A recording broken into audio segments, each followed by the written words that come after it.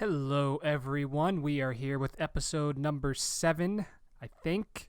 Yes, it is episode number 7 of the Boston Red Sox franchise GM mode, whatever you want to call it, on Out of the Park Baseball 21. It is Tuesday, September 29th, and in the last episode, your Red Sox made a great run in September, and they not only clinched a wild card spot, they clinched the top wild card spot by one game over the Oakland Athletics.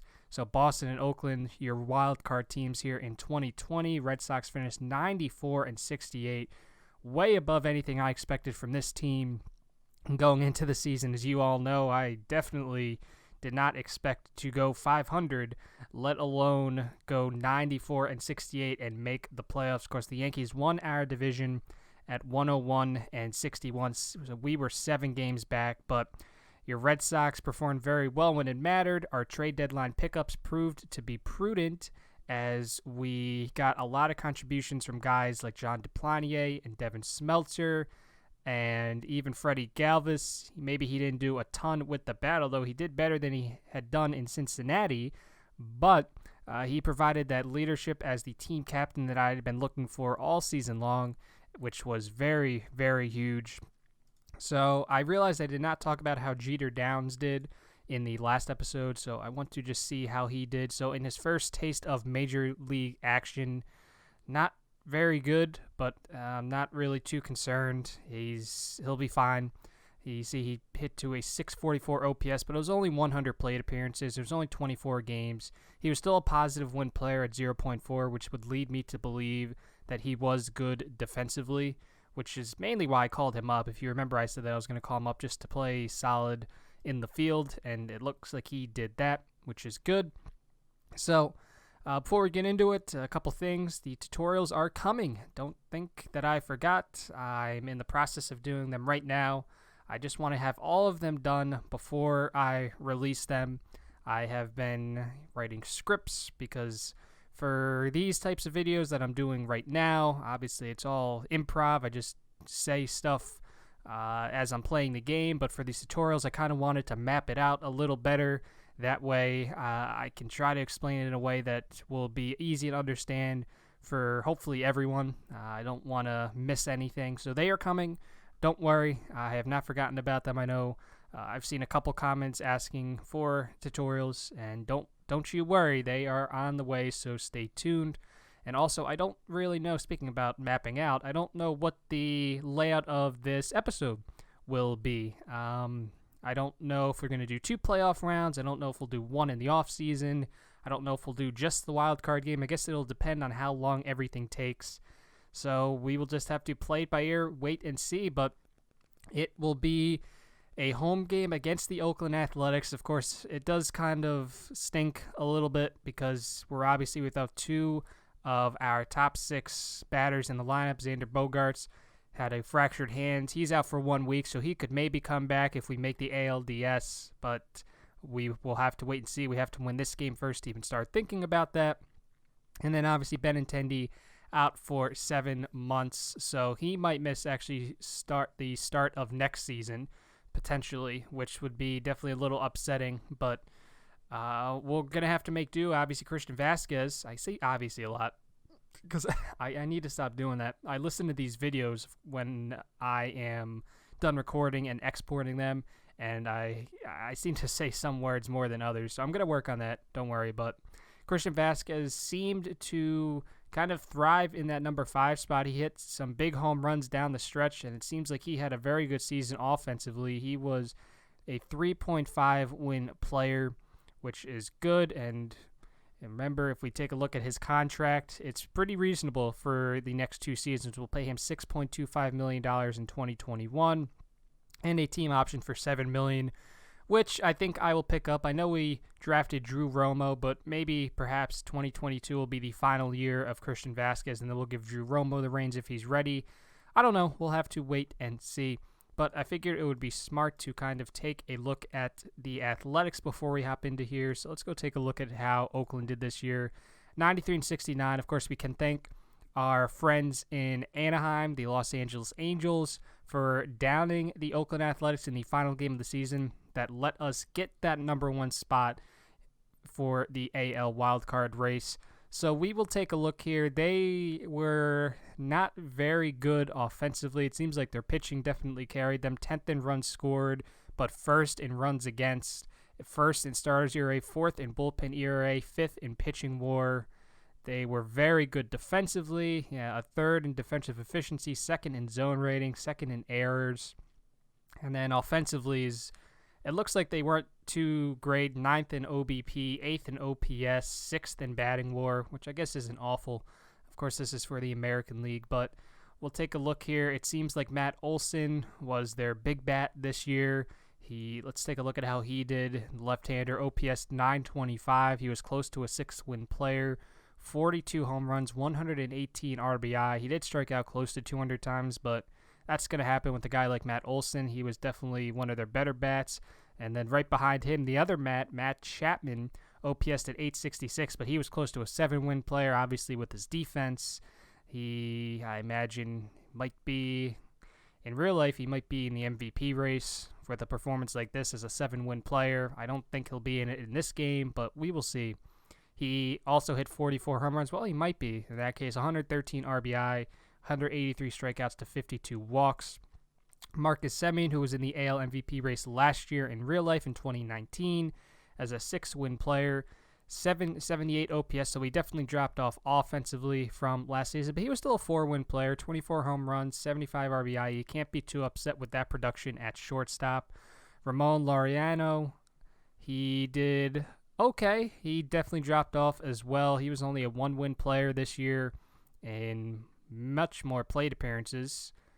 But I don't know. I guess not every one of your batters is going to be a stud. I suppose they would have liked him to do a lot better than he did. Chris Davis did not hit 247 this year, which is unfortunate. Of course, that streak was broken in 2019, and he could not get back to it in 2020. Only 17 home runs. He was actually a negative win player, so I can kind of see why their offense struggled a little bit.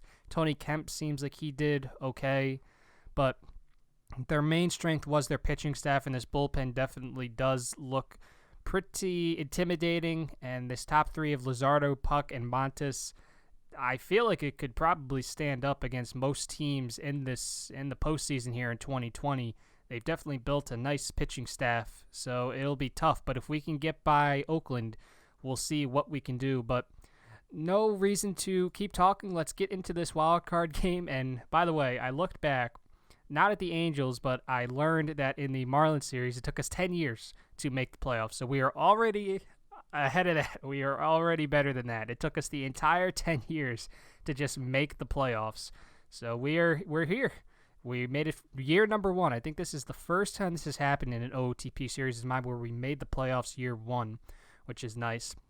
Now, the one issue that we're going to run into, Colin McHugh, our ace for all intents and purposes, he is slightly tired. He did just pitch 4 days ago, and that's probably my fault. I probably should have tried to align the pitching rotation in September to where if we did make the wild card game, McHugh could have been fully rested, but we're going to start him. The only other guys that I could start that are 100% rested are Zach Godley, and Devin Smeltzer, which I considered. But we're going to go with Colin McHugh. He was the one that was consistent all year long for us. He kind of faltered a little bit down the stretch, but we're going to trust him. We gave him that contract extension. We're going to at least start the game with him. There's not really anybody in my bullpen that I feel comfortable with doing like an opener and then having McHugh follow. There's not really anybody I feel super comfortable with trying that strategy. So we're just going to go with McHugh, and we're going to try to just take it slowly and make the right decisions, and hopefully we can advance to the ALDS. Now, I do want to take a look at playoff coverage. So in the NL, it's the Mets and the Padres, and that should be an intriguing one. The Padres did actually make the wild card game as the home team in my Phillies save, and they won that game in 14 innings, so we'll see if that one goes as long as this one will. But anyway, let's get into it. Play versus Oakland. So this is the first time you guys will actually see me play a game. I'm sure you'll realize by now that I basically just simulate throughout the regular season. If there's games that I need to play, I'll jump in during the season, but mainly I'd only like to play during the the postseason. So let me just make sure the sound is off. Sound. Where is sound?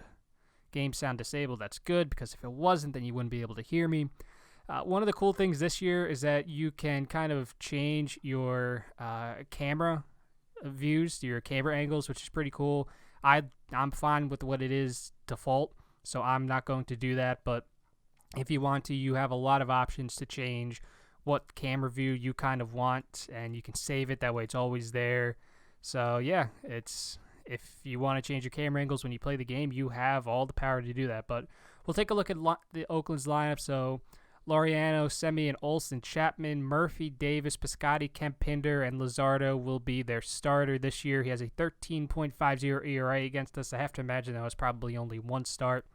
And our lineup: Devers, Verdugo, Martinez, Kirilloff, Vasquez, Pilar, Moreland, Galvis, and Zue Lin will be playing second base over Josh Harrison. I have him in there mainly because he's better defensively. So the middle of our infield defensively is pretty solid, and I suppose you can add Moreland there too. And even, I'd say, Devers. So our entire infield is pretty solid defensively, as is the outfield. Maybe Kirilloff a little rough, but anyway, we'll jump right into it. So this is it. This is what we've rated all season for. Your Red Sox have made the playoffs, and now we are ready to start our potential playoff run. So start the game, and we are here at Fenway. So normally I would kind of do half innings. If you guys have been around me for a while, you'll know that I used to do half innings. Now I kind of like to do runners in scoring position when I simulate. I don't go batter by batter. That takes a little too long, I feel like. But I feel like runners in scoring position, you kind of get a better idea of the game. So let's get it started here. We'll see if McHugh can get through a clean first inning. And he can. So he gets through inning number 1 unscathed. Let's take a look at how many pitches it took him. I want to view the box score, and it only took him 10 pitches, which is good. So if I could get 4-5 innings out of McHugh, that would be incredible. I don't know if that's realistic because he was slightly tired coming into the game, but if he can just give us 4 or 5 solid innings and we can do well offensively, I think that would be great. But let's see here if we can get some runs early against Luzardo. That would be huge. As I mentioned, Oakland, the best team in the AL for pitching and runs against. So we will see if we can get to them early, maybe rattle them a little bit, as they are on the road here in a hostile environment. So we'll do runners in scoring position, and we're not able to. We did get a hit, but Devers actually led off the game with a hit, but we were unfortunately not able to get him around to score. So now top of the second inning, it'll be the 4, 5, 6 hitters for the Athletics. We'll see if McHugh can get through again, and he can. They could not get a hit, so McHugh has set down the first 6. Now, I do want to keep checking this box score because I don't want him to be out there too long. He's at 33 pitches right now, which should be fine. It took him 23 pitches to get through that inning. 4 strikeouts out of the 6 outs that he's had. It seems like he induced a double play, too, because he did walk a guy.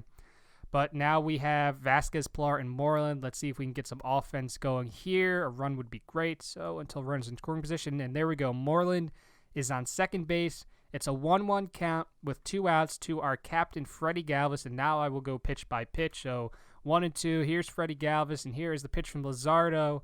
And Galvis struck out. Not too surprising. I can't be too surprised by that. So nothing. Just a walk there for Boston. And I guess that's how Moreland got on. And we are now in the top of the third inning. McHugh, you can already kind of see he's getting a little tired, only at 33 pitches, so we will have to keep a close eye on him. It is only the third inning, so we'll go until runners in scoring position. And there's Piscotty, who I suppose he led off the inning with a leadoff double. So let's see if McHugh can work his way out of this one at 35 pitches. Now up is Tony Kemp, who seemed to have a good season. A full count to Kemp. And here's the pitch. This one hit out to Moreland at first base. He'll take the easy out at first, but meanwhile, Piscotty will move to third. So there's only 1 out, and Pinder is now up at the plate, the second baseman for the Athletics. McHugh, really, we'll see if he can work his way out of this one. It's going to be tough, but we'll see a full count now to Pinder, and it's a strike 3 swinging, huge strikeout. And the lineup does flip over, but now there's 2 away. And it'll bring Laureano up to the plate. McHugh tiring at 47 pitches. He might only be able to give us 3 innings. So if he can get out of this inning, that would be huge. And straight Piscotty over a third. 2 strikes to Laureano, and he rips that one into shallow right field for a base hit. So McHugh got ahead of him 0-2, but Laureano just shortened up his swing, found a pitch he liked, and hit it out into right field. That's tough. That hurts when you're ahead of a guy 0-2, and that happens, especially in a game like this. But whatever. It's still only the third inning. McHugh is definitely starting to get tired at 50 pitches, so we might have to get somebody else in there in the 4th inning. We will see. Now it's Marcus Semien with Laureano at first, who can steal a bag if he needs to. 2-2 count to the shortstop, Semien, and strike 3. It would have been nice if we got that strikeout against Laureano, but regardless, we will head to the bottom of the 3rd, down 1-0. We'll take a look at the box score. So he's at 55 pitches. I might start him in the 4th inning, although 3, 4, 5 hitters. I might start him, and then maybe I'll get like a bullpen arm up heading into the inning. So let's go until runners scoring position, because the lineup will flip over after Zue Lin hits. So let's see if we can try to answer back quickly. And Devers is on second base. It's only 1 out, and Verdugo, one of the big acquisitions of last offseason, is at the dish. It's a 1-2 count to our outfielder Verdugo, and he hits that one into right field. Will it drop? Yes, it will. Devers will round third. He will head for home, and the Red Sox have tied it up in the bottom of the 3rd inning via the RBI single by Alex Verdugo. So we go down 1-0 at the top of the 3rd, and we respond in the bottom of the 3rd thanks to Alex Verdugo. And now the big bat, JD Martinez, up at the plate looking to do some more. It's a 2-strike count to Martinez. He hits that one over to the first baseman. This will be a 3. Nope, they'll just get the out at second. They will not be able to turn the double play. And that will be that. So now 2 outs in the inning. Here is Alex Kirilloff looking for his first postseason hit. And 1-1 count to the outfielder. He hits that one into center field. That'll drop for a base hit. Martinez will stop at second base. He rounds but then goes back. So runners on first and second, 2 outs, with Christian Vasquez now up at the plate. Luzardo in a little bit of trouble here with a runner on second base and 2 outs. Red Sox looking to take the lead. 1-2 count to the catcher Vasquez, and he hits that one into right field. Will it drop? Yes, it does. Martinez rounds third, chugs along to home, and the Red Sox have taken the lead in the bottom of the 3rd inning. This is incredible, this team. No quit in them whatsoever. They are going to keep going. Here is Pilar now looking to keep it going. 2-0 count to Pilar. We'll see if he gets his pitch to hit, and he does, but it's weakly hit to Semien. We'll throw over to Olsen at first base, and that'll do it. But the Red Sox put up 2 big runs in the bottom of the 3rd inning, and apparently that was a sensational play by Semien to end the inning. Red Sox up 2-1, a third of the way through this game. Now I am going to get up a bullpen piece. And, see, I guess we could get up maybe, I don't know, Ryan Brazier. He's 83%. Yeah, we'll get up Ryan Brazier in case we need to get him. So we're going to go batter by batter in this inning, because this is a huge inning for us. So here comes Matt Olson. And strikeout number 7 for Colin McHugh in just his 4th inning of work. McHugh really putting on a show for the fans. And now here is Matt Chapman at the plate. Full count to the third baseman, Chapman. This one hit out to shortstop, but no matter. Galvis, the easy throw to first, the 6-3 putout, and now 2 away. McHugh at 66 pitches. This will probably be his last inning of work for sure. And I said if he'd give us 4 innings, that would be great. Now he's facing the catcher, Sean Murphy. It's a 1-0 count to Murphy. Here's the pitch from McHugh. This one hit out to center field, and it's over the center fielder's head. Murphy rounding first, heading to second. Throw finally comes in, and Murphy slides into second with a 2-out double. Pilar not able to come down with that one out in center field. And now the Athletics looking to tie the game back up. Chris Davis at the plate. Here he's going to do a little first pitch swing. This one hit out too deep right field, high but manageable out there for Kirilloff to pull it down, and that will be the end of the inning. So McHugh will take a look at what he did, because I'm not going to send him back out. He was pretty tired. McHugh, 4 innings, 3 hits, only allowed the 1 earned run, 7 strikeouts to 1 walk, and look at that, 69 pitches. You got to take him out at 69 pitches. But that'll be that. He's tired, so we're going to put in Brazier. So we're going to go there. We're going to put in Grazier for McHugh. We can't replace the pitcher yet. Okay. Fair enough. So let's just go runners in scoring position.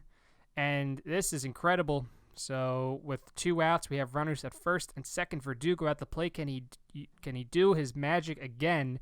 He's going to do a little first pitch swinging. He started the scoring, but this one will just be hit weakly to Chapman at third, over to Olsen at first. The 2 Mats combined for the final out of the inning. And now we'll bring Brazier in, and he's tiring. That's what I thought. I kind of figured that I could, whatever. So we'll put him in there. He is tiring, which is a little concerning, but he's facing the bottom of the order, so I don't think it'll be too much of an issue. It's a 1-2 count to Piscotty to start Brazier's inning of work. We are in the top of the 5th, Red Sox with a 2-1 lead. Here's the pitch from Brazier, and he gets Piscotty looking, not even an issue. And now Tony Kemp, righty-lefty here. Kemp has that advantage. Here's the pitch. Kemp softly to Galvis at short. Over to Moreland at first, and now quickly 2 away here. It is 10:14 p.m., and we are only in the 5th inning. Oh, my goodness. Chad Pinder, the final batter in the Oakland lineup. Can Brazier have an easy 1-2-3 inning, 1 strike count, 0-1 to Pinder, and he hits this one softly into right field, but right there is Kirilloff, and he puts it away for the end of the 5th, the top of the 5th. So we'll head to the bottom of the 5th. Red Sox still up 2-1. We will warm up a pitcher. And the lineup did flip over. There's 2 righties and a lefty. So we will go, I suppose we could go with Colton, maybe Colton Brewer would probably, or I don't know. I mean, I kind of want to go with Bracho because he can strike guys out, but he's kind of struggled this year. We're gonna go with Brewer. We're gonna warm up Brewer. We'll see what he can do. So let's see if Martinez can get things started off quickly. 1-2 count to Martinez. And hit hard to the second baseman Pinder, but he goes along with it and gets the first out of the inning. Luzardo is still out there at 97 pitches, so this might be his final frame of work. Here's Kirilloff, 0-2 count, and he swings and misses at that pitch, strike 3. Luzardo gets another strikeout. That's his 6th. Now he's at an even 100 pitches. Christian Vasquez, 1-2 count against Luzardo. Perhaps Luzardo's last batter. Here's the pitch. Luzardo gets another strikeout, 7 strikeouts for Luzardo, and that will probably be his final inning, so he goes 5 innings most likely. We'll get in Colton Brewer for Ryan Brazier, and now Brewer has to face the top of this lineup, so we'll go batter by batter. It's a full count to his first batter, Laureano, which is not great, and here is the pitch, and swing and a miss, strike 3, got him with a curveball. And that's the first out of the inning, a 62-mile-per-hour curveball. Oh, my goodness. Now Marcus Semien, last year's MVP candidate. Another full count, 2 straight full counts from Brewer. Not great. And Semien works a walk, which is a little concerning. Now here's Matt Olson, who could, obviously he has the power. He could give the Athletics the lead here in the top of the 6th if he gets a pitch that he wants to hit. It's a 1-1 count to the first baseman, Olson. And could this be a double play? Galvis will just go to second himself. He can't get the double play, unfortunately, but they do get the lead runner, which is good. Olsen only able to go to first. And now brings up Matt Chapman. Brewer at 15 pitches, so this will be his only inning of work. It's an 0-2 count to Chapman, and strike 3 swinging. 2 strikeouts in the inning for Brewer, and he gets through the 6th relatively unscathed. Now the Athletics down to their final 9 outs, down 2-1, and they do replace Luzardo with Miguel Romero, so we will get up another pitcher here. They have righty, and we will go with, I guess we kind of have to go with Bracho. We'll see if he can keep it going, because between him and Valdez, I guess I'd be a little more comfortable with Bracho. It was one of our trade deadline acquisitions. So can we get anything going offensively in this inning? No, we cannot. So we will put in Bracho. In the top of the 7th inning, he has to face Murphy, Davis, and Piscotty here in the top of the 7th. So looking at the line score through 2/3 of the game, Red Sox 2 runs on 7 hits, no errors. Oakland 1 run on 3 hits, no errors. So it's been a relatively clean game all throughout. So here, once again, another full count to start with the first batter. We'll see what Bracho can do, and that is a called strike 3 on the outer half. And that's a big first out for Bracho. Now here's Chris Davis up at the plate, the designated hitter, looking for his first hit today. Another full count, 2 straight full counts. And this one hit out weakly to Moreland, who will toss it over to Bracho at first for out number 2. Can Bracho get through his 7th inning unscathed and go 1-2-3? Here's Piscotty, who has a hit today in 2 at-bats. 0-2 count to Piscotty. Strike 3 swinging. 2 strikeouts in the inning for Silvino Bracho. And that'll do it. Athletics now down to their final 6 outs. And we will get up. It's the 8-9-1 hitters. It's a lefty to start. And then a righty. Of course, there's that new rule where you have to face at least 3 batters, so it's not like I can just put Chafin out there and then get another pitcher. So we will go, we're going to go with Phillips Valdez, I suppose. That's probably our best option. Can we get any more offense? Maybe build a little bit of a cushion here. Yes, we can. So no outs. Runners on first and second. Eric Marinas is the pitcher. Verdugo up at the plate. Lefty versus righty. Verdugo has the advantage. So we'll see if Verdugo can come up big again. 1-1 count to the outfielder Verdugo. This one hit out to the shortstop Semien. 6-4-3 double play. So we do get a runner to third, but 2 outs. That is unfortunate. So Zue Lin on third base. JD Martinez at the plate. Just a single into the outfield would be incredible. 1-2 count to our DH Martinez. Here's the pitch. This one hit out to right field for a base hit. What did I say? An RBI single is what this team needed. And now your Red Sox up 3-1. RBI single by JD Martinez. Alex Kirilloff now at the plate looking to keep the inning alive. 1-0 count to the rookie. And this one hit out to left field. It's deep, and it is caught at the warning track right in front of the green monster. Kirilloff just got under it a little bit.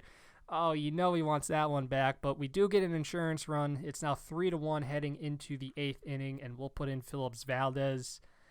And there we go. He has to face the 8, 9, and 1 hitters in this lineup. We'll see if he can get through it. Looks like Tony Kemp will be doing a little first pitch swinging here. Here is the first pitch, and this one grounded to Galvis at short. Gets the out at first and 1 away. Now here is Chad Pinder going against Phillips Valdez. A 2-2 count to the second baseman. Here's the pitch, and swing and a miss, strike 3. A lot of strikeouts for the Athletics today. A little free swinging, and that'll be 2 away. Now lineup flips over. Here is Phillips Valdez. Can he get through the 8th inning? It's hit up softly into the infield, and Moreland's able to get it in foul territory for out number 3. Oakland down to their final 3 outs, and we will get our closer, or our stopper, I should say, warmed up. He's a little tired, but let's warm him up. Christian Vasquez, so we have our 5, 6, 7 hitters due up here in the 8th. Can we get one more insurance run? Vasquez leads off the inning with a double, and now a 1-1 count to Kevin Pillar. Jake Diekman in for the Athletics. Here's the 1-1 pitch, and that one well outside. They're going to intentionally walk Pillar to open up the double play possibility. Now here's Mitch Moreland, lefty-lefty matchup too. That's another reason why they wanted to do the intentional walk. Moreland not great against lefties. Now, who do I have on my bench? Is Harrison, he's not really, I don't want to put him at first base. I guess I don't really have anybody. Yeah. Okay. Well, I mean, Hernan Perez, he's played it in the past, but I don't think he's really that much of an upgrade offensively. I mean, he's a right-handed hitter, but I don't really know what that would do. I'd rather just keep Moreland out there because I know he's good defensively. So we're just going to keep Moreland out there. We'll see if he can come up big. No hits today, but can all change here with no outs. 2-2 count to the first baseman, Moreland. He strikes out swinging. Maybe I should have made the switch. Well, you live and you learn. And now here is Freddie Galvis with 1 out. 2-1 count to our captain, Galvis. This one roped into center field for a base hit. Do you want to signal Christian Vasquez to round third? The ball is shallow. Vasquez is an average runner. And nope, we're not going to risk that. So we have the bases loaded, 1 out. And here is Zhu Wei Lin at the plate. This is a big moment for Zhu Wei Lin, our second baseman. And he's done very well today, 2 for 3. We'll see if he can make it 3 for 4. He will swing at the first pitch, and that will be right to the shortstop, who gets the force out at home. Not able to turn the double play at first base, so not what Zhu Wei Lin wanted to do. But the lineup does flip over, so we'll give Devers a chance with the bases loaded, 2 outs to really open this game up. It's a 1-0 count to Devers. Here's the pitch and the swing, and that one hit high out to center field. It is deep, and it is caught at the warning track at the wall again. 2 straight innings. Something like that has happened anywhere else in the park. Mostly anywhere else in the park. That might have been out, but regardless, Devers got a good pitch to hit. He just got a little under it. So we'll head to the top of the 9th. The Red Sox will insert Brandon Workman, and they have a 3-1 lead. Can Workman keep this game at a 2-run deficit and close it out for the Red Sox? Let's take a look and see. 2-1 count to the first batter. I think it was Semien. Here is the pitch from Workman, and this one hit out to shallow center field and caught by Pilar for the first out. Athletics now down to their final 2 outs, but they've got some big bats in Olsen and Chapman that might have something to say about this 3-1 deficit. A boop and a blast. This game is tied up, and we'll see Olsen do a little first pitch swing here. Pitch from Workman, hit out to Moreland at first, who will tag the bag, and now the Athletics down to their final out. Can the Red Sox battle through adversity this season and get into the ALDS? 2-2 count. Here's the pitch to Matt Chapman. Called strike 3. And the Red Sox are going to advance to the ALDS, a 3-1 win over the Oakland Athletics. We saw that the Athletics were not very good offensively this year, and clearly they were not. The Red Sox win 3-1, 3 runs on 11 hits, no errors. Athletics 1 run on just 3 hits and no errors. So we'll take a look. Our pitching staff was remarkable, probably the best game we've pitched all year given the circumstances. McHugh, 4 strong innings coming into the game slightly tired. 3 hits, 1 earned run, 7 strikeouts, 2 1 walk. Ryan Brazier struck out 1 in 1 inning of work. Colton Brewer struck out 2, walked 1. Bracho struck out 2. Valdez struck out 1. Workman struck out 1. And he ended up getting the save. Not that it matters. The Athletics strike out 14 times on the evening. Matt Chapman apparently caught stealing at some point. Thrilling win pushes Boston to next round. The seasons of the Red Sox and the Athletics hung in the balance with a 1-game showdown at Fenway Park to decide who would play in the division series. When the game came to an end, it was Boston making it out of the wild card game, but a 3-1 win, while Oakland players could not hide the disappointment on their faces. So we will play against the Houston Astros in the next round. Oh boy. Oh no. So apparently it said it was set to get started on the 30th. I feel like that's not what will happen, because it's not. Yeah, I feel like it has to probably be the 1st or the 2nd of October is when this will start. And here we go. Yeah. So October 1st. We will be going up against the Astros, and that took a while, so we will do that in the next episode. Bogarts will be back in 6 days, but it seems like he probably won't be able to contribute to the series because over the next 5 days we have 4 games.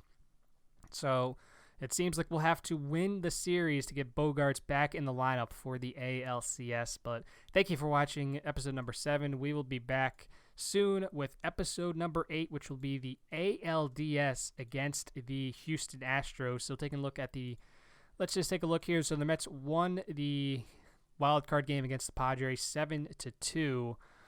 That's wow. Okay, so the Padres lost. Mets got in at 85 and 77, but they do. Wow, the National League must have been awful if they only got in at 85 and 77. Oh my goodness. The third wildcard team was 81 and 81. Oh, wow, the National League was not very good. Oh, my goodness. The Phillies were really not good. 65 and 97. Were they the worst team? They were the 4th worst team in the league. Huh. Okay. The National League was awful. The NL Central was really, really bad. That is interesting. Okay, well, anyway, let's take a look at the playoff matchups here in the divisional series, it'll be us and the Astros. In the other AL series, it'll be the Twins and the Yankees. In the NL, the Braves and the Mets, an NL East matchup. And the Reds will be going up against the Dodgers. Oh, that'll be a tough series for the Reds. But do remember, we did make a trade there with the Reds, so we'll see who comes out on the right end of that one. Hopefully we do. That would be nice. But anyway, thank you for watching episode number 7 again. We'll see you in the ALDS for episode number 8.